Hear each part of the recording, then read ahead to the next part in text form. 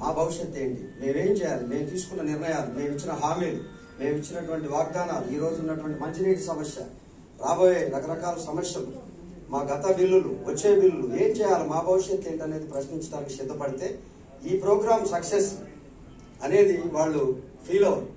ఎక్కడో నడుస్తుంది వ్యతిరేకత అనే భావన కలుగుతుందని కూడా, ఇది మన రాజకీయాలకు వ్యతిరేకం కాకపోయినా మన సమస్యని పరిష్కారం తీసుకునే ముందుకు సాగుతుందని కూడా నేను తెలియజేసుకుంటాను. మా మిత్రుడు కొండబాబు అన్నట్టు ఏం చేశాం అనేది అనికంటే కూడా మీరు ఎందుకు చేయాలా, చాలా చేశారు అప్పులు, మరి అవి కూడా మీరు చేసిన పనులే. మీ గ్రామాల్లో ఎన్ని చేసి ఉంటారో అప్పులు మీరు లెక్కలు చూసుకోండి. అవన్నీ మీరు అభివృద్ధికి, మీరు ఆ గ్రామానికి ఇచ్చిన చందాలుగా మారిపోతాయో లేకపోతే మీ డబ్బులు మీకు వస్తాయో కూడా మీరు కొంచెం డౌట్ఫుల్ గానే ఉంటుంది. ఎందుకంటే రాబోయేది ఎన్నికలు.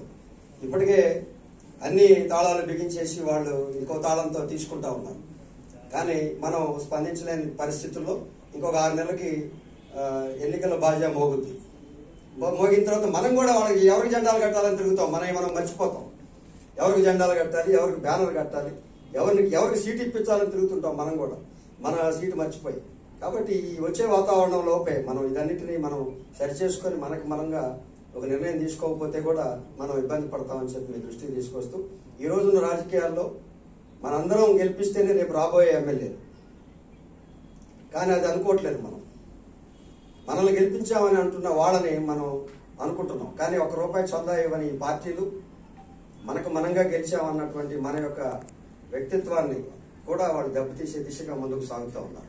ఈ రాబోయే ఎన్నికల్లో గెలుపు ఓటమిని నిర్ణయించే సర్పంచులుగా, ఆ ఊరిలో కనీసం 100 ఓట్లున్న నాయకులుగా, ఈ 100ని మీ చేతిలో పెట్టుకున్నామనే ధైర్యం మీ చేతిలో ఉంటే వాళ్ళ లెక్కలు వాళ్ళకి తేలుతాయి. ఈ 100 తేడా వస్తుంది గెలుపుకి. ఈ 100ని మీరు మెయింటైన్ చేస్తూ నాయకత్వంగా ఉన్నామనేటువంటి ఒక భావన తీసుకురండి. మేము ఓడిస్తాం, ఎవరినైనా సరే ఇంకోని గెలిపిస్తాం అనేటువంటి దశలో మీరు కనుక స్పష్టంగా రాజకీయాలకు అతీతంగా ఈ పడిన బాధలకి మేమందరం వ్యతిరేకంగా ఉంటాం అనేటువంటి భావన మీరు వ్యక్తీకరణ చేసే నాయకులుగా ఉండండి.